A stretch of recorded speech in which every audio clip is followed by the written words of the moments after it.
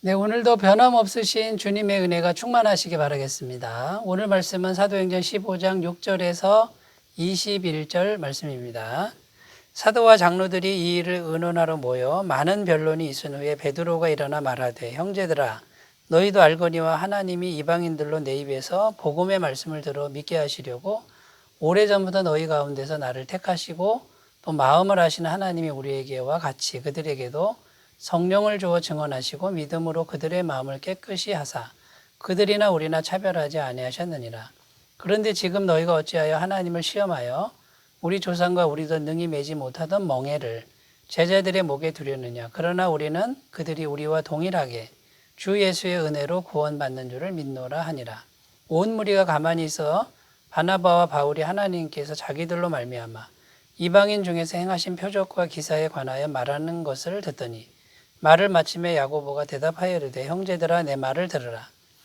하나님이 처음으로 이방인 중에서 자기 이름을 위할 백성을 취하시려고 그들을 돌보신 것을 시므온이 말하였으니, 선지자들의 말씀이 이와 일치하도다. 기록된 바 이후에 내가 돌아와서 다윗의 무너진 장막을 다시 지으며 또 그 허물어진 것을 다시 지어 일으키리니, 이는 그 남은 사람들과 내 이름으로 일컬음을 받는 모든 이방인들로 주를 찾게 하려 함이라 하셨으니, 즉 예로부터 이것을 알게 하시는 주의 말씀이라 함과 같으니라. 그러므로 내 의견에는 이방인 중에서 하나님께로 돌아오는 자들을 괴롭게 하지 말고 다만 우상의 더러운 것과 음행과 목매어 죽인 것과 피를 멀리하라고 편지하는 것이 옳으니, 이는 예로부터 각 성에서 모세를 전하는 자가 있어 안식일마다 회당에서 그 글을 읽음이라 하더라. 아멘. 오늘 말씀은 예루살렘 공의회가 어떻게 진행되었고 또 어떤 결론을 내리게 되었는지를 자세히 밝히는 그런 내용입니다. 7절에 보면 사도들과 장로들이 모여 많은 변론이 있었다 이렇게 기록하는데, 많은 변론이 있은 후에 결론적으로 이제 결의한 것이 뭐냐면 오직 믿음으로 구원받는다는 교리가 확정되었다라는 것입니다. 적어도 할례는 받아야 된다라는 것은 없어도 된다. 이것이 교리적으로 확정되었다라는 것이죠. 여기 보면 베드로와 바울과 바나바의 역할이 굉장히 중요하게 나오고 있습니다. 8절 9절에 보면 먼저 베드로가 증언을 합니다. 또 마음을 아시는 하나님이 우리에게와 같이 그들에게도 성령을 주어 증언하시고 믿음으로 그들의 마음을 깨끗이 하사 그들이나 우리나 차별하지 아니하셨느니라. 베드로가 이렇게 말했는데요. 이 말은 이방인도 할례가 없어도 동일한 성령을 주시더라는 것입니다. 사도행전 10장에서 베드로는 고넬료 가정에 갔었죠. 할례가 없는 이방인에게 복음을 전하는데, 복음을 듣는 중에 성령이 임한 것을 베드로는 경험한 적이 있습니다. 그래서 그 사건을 이제 기억하면서 이런 말을 하는 것이죠. 또 바나바와 바울이 또 증언을 합니다. 자기들이 이방 선교를 나가 보니까 그 이방 사람들도 할례가 없었는데도 구원받는, 성령 받는 역사가 있었다라는 거죠. 12절 말씀에 보면 온 무리가 가만히 있어 바나바와 바울이 하나님께서 자기들로 말미암아 이방인 중에서 행하신 표적과 기사에 관하여 말하는 것을 듣더니, 자, 이렇게 이제 기록하고 있습니다. 그리고 또 한 분의 인물이 나오는데 야고보라는 인물인데요. 그 공의회의 회장님 역할을 하는 분이 이 야고보입니다. 야고보는 주님의 친동생을 말하는 것이죠. 이 야고보가 여러 가지 의견을 다 들은 후에 성경 말씀을 인용해서 결론을 내립니다. 아모스서 9장 말씀인데요. 이는 그 남은 사람들과 내 이름으로 일컬음을 받는 모든 이방인들로 주를 찾게 하려 함이라. 구약 성경에 이방인들이 주를 찾는다라는 이 말씀을 인용해서 할례가 없는 이방인들도 복음으로 충분히 구원받을 수 있다라는 이런 결론을 내렸다라는 것입니다. 그래서 예루살렘 공의회에서 이제 교리가 완전하게 확정되는 그런 내용을 자세하게 이제 보여주고 있는 것이죠. 자, 오늘 말씀의 내용은 이런 것인데, 오늘 말씀을 통해서 또 하나님이 우리에게 들려주시는 하나님의 음성이 무엇인지 찾아보도록 하겠습니다. 첫 번째는요, 이 모든 것을 성령님께서 다 준비하셨다라는 것입니다. 이게 무슨 말이냐면 예루살렘 공의회가 열려서 이제는 오직 믿음으로만 구원받는 이 교리가 확정되는 이 중요한 이런 일들이 성령님께서 미리 준비하시고 예비하시고 이끌어 오셨다라는 것이죠. 정확하게 잘 결정되었는데 이 결정은 쉬운 문제가 아니었습니다. 유대인들에게 있어서 할례는 굉장히 중요한 부분이기 때문에 이 할례를 빼버린다고 하는 것은 정말 기적적인 일이라는 것이죠. 그런데 여러분 한번 생각해 보십시오. 베드로가 고넬료 가정에 갔을 때 어떻게 해서 갔습니까? 베드로는 절대로 이방인과 상대하지 않는 유대인입니다. 그런데 성령님께서 환상을 보여주셨죠. 하늘에서 보자기 같은 그릇이 내려와서 부정한 짐승을 잡아먹으라. 하나님이 깨끗게 하신 것을 속되다 하지 말라. 이런 환상을 보고 고넬료 이방인 집에 가서 복음을 전하는데 성령을 받는 일들이 생겼죠. 누가 한 것입니까?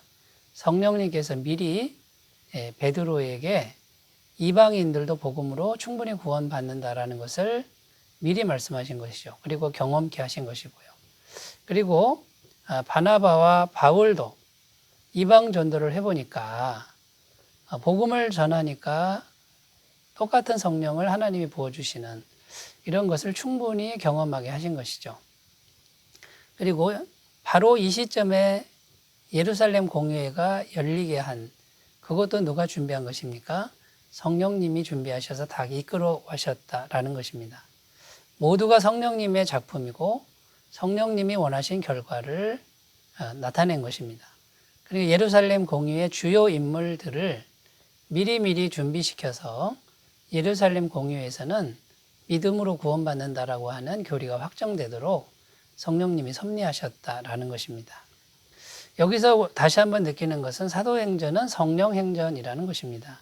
공의회를 결정하는 것은 사람이지만 그 사람 안에 계신 성령님이 그 사람들을 움직인 것이니까 결국 성령님이 결정하셨다라는 것입니다.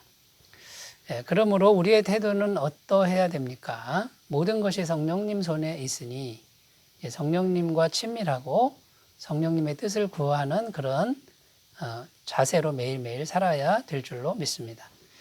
자, 첫 번째, 성령님께서 모든 것을 준비하셨다라는 것이고요. 두 번째, 누구든지 믿음으로 구원을 받습니다. 유대인이든 이방인이든 믿음으로만 충분히 구원받을 수 있다라는 것입니다. 9절에 믿음으로 그들의 마음을 깨끗이 하사 그들이나 우리나 차별하지 아니하셨느니라. 또 11절에 그러나 우리는 그들이 우리와 동일하게 주 예수의 은혜로 구원받는 줄을 믿노라 하니라. 자, 이것이 공의회에서 결의된 내용입니다. 한마디로 이신득이 믿음으로 구원받는다는 교리가 확정된 것이죠. 믿음 외에 인간의 어떠한 행위도 들어가서는 안 된다라는 것입니다. 구원은 처음부터 끝까지 하나님께서 완벽하게 이루어 놓으셨습니다. 인간이 한 것이 없습니다. 로마서 5장 8절 말씀에 우리가 아직 죄인 되었을 때에 그리스도께서 우리를 위하여 죽으심으로 하나님께서 우리에 대한 자기의 사랑을 확증하셨느니라. 우리가 전혀 알지도 못했고 완전 죄인이었을 때 이미 하나님께서 100% 구원을 완성해 놓으신 겁니다. 그것을 그냥 우리는 믿음으로 받아들이는 것이죠. 에베소서 2장 8절 9절 말씀에는 너희는 그 은혜에 의하여 믿음으로 말미암아 구원을 받았으니 이것은 너희에게서 난 것이 아니요 하나님의 선물이라 행위에서 난 것이 아니니 이는 누구든지 자랑하지 못하게 하려 함이라. 이렇게 말씀하고 있습니다. 11절 말씀에도요. 그러나 우리는 그들이 우리와 동일하게 주 예수의 은혜로 구원받는 줄을 믿노라 하니라. 누구든지 은혜로 구원받는다고 합니다. 하나님의 은혜가 어떤 죄보다 또 어떤 죄인보다 더 크다는 것을 말씀하고 있는 것입니다.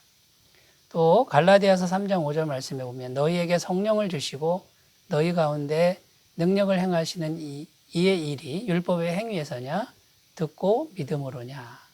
여기 보면요. 어떤 행위가 없어도 복음을 듣고 믿기만 하면 성령을 받는다, 권능을 받는다 이렇게 되어 있습니다.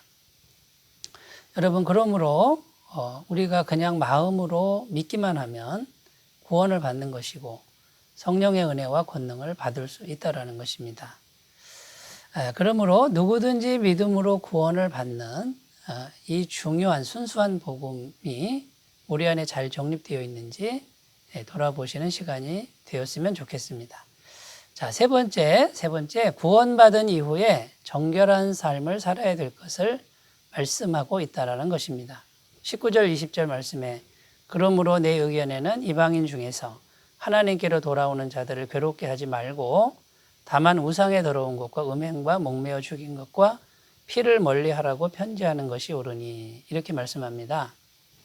자, 믿음으로 구원받고 은혜로 구원받았으니 이제 어떻게 살아야 하는가? 아무렇게나 살아도 항상 영원한 죄사함이 또 영원한 은혜가 있으니 그럼 아무렇게나 살아도 됩니까? 이런 질문을 할 수 있다는 겁니다. 그러나 구원받은 이후에 우리가 어떻게 살아야 됩니까? 정결하게 살아야 된다는 겁니다. 우상에 더러운 것, 음행, 목매어 죽인 것, 피 등은 하나같이 더러운 것들을 말합니다. 이런 것들을 멀리하라고 곧 정결하게 살라고 말씀하는 것이죠. 자, 우리가 구원받은 이후에 영원한 속죄함과 은혜가 있다고 해서 우리가 더럽게 살면은 안 되겠죠. 왜냐하면 우리 안에 하나님을 모시고 사는데 그 하나님은 세상에서 가장 정결하신 분이지 않습니까? 그러니까 우리 안에 가장 정결하신 하나님을 모신 우리가 어떻게 더럽게 살 수가 있겠습니까? 고린도전서 3장 16절 17절 말씀에는 너희는 너희가 하나님의 성전인 것과 하나님의 성령이 너희 안에 계시는 것을 알지 못하느냐. 누구든지 하나님의 성전을 더럽히면 하나님이 그 사람을 멸하시리라. 하나님의 성전은 거룩하니 너희도 그러하니라. 이렇게 말씀하고 있는 것입니다. 더러운 것은 귀신들이 좋아하는 것입니다. 복음서에 보면 더러운 귀신 들린 사람 이야기가 나오고요. 귀신 들린 사람이 무덤에서 더럽게 살고 있는 그런 내용이 나오고 있습니다. 여러분, 그런데 우리 안에 죄가 있습니다. 구원받은 이후에도 죄로 물든 자아가 있는데 이 죄가 더러운 거 아닙니까? 자, 그러면 우리가 어떻게 살아야 되죠? 이제 구원받은 이후에 성령님을 받을 수 있습니다. 성령 충만을 구하시고 성령님의 능력으로 죄의 세력을 다스리면서 승리하며 살아야 될 줄로 믿고요. 또 말씀을 가까이 하셔야 됩니다. 말씀이 거룩한 것이죠. 시편 12편 6절에 여호와의 말씀은 순결하며 흙 도가니에 7번 단련한 은 같도다. 말씀을 마음에 간직하시는 분은 정결하게 될 줄로 믿습니다. 자, 예루살렘 공의회에서 이제 교리가 확정됐는데 모든 것이 성령님의 은혜고 주권이니 우리가 정결하게 삶을 살아가는 귀한 은혜가 있으시기 바라겠습니다. 기도합니다. 하나님 아버지, 모든 것을 이끌어 가시는 주님께 감사하는 마음을 주옵소서. 성령님의 능력으로, 말씀의 능력으로 정결한 삶을 살게 하옵소서. 예수님의 이름으로 기도드립니다. 아멘. 주님의 임재가 충만하시기 바라겠습니다. 감사합니다.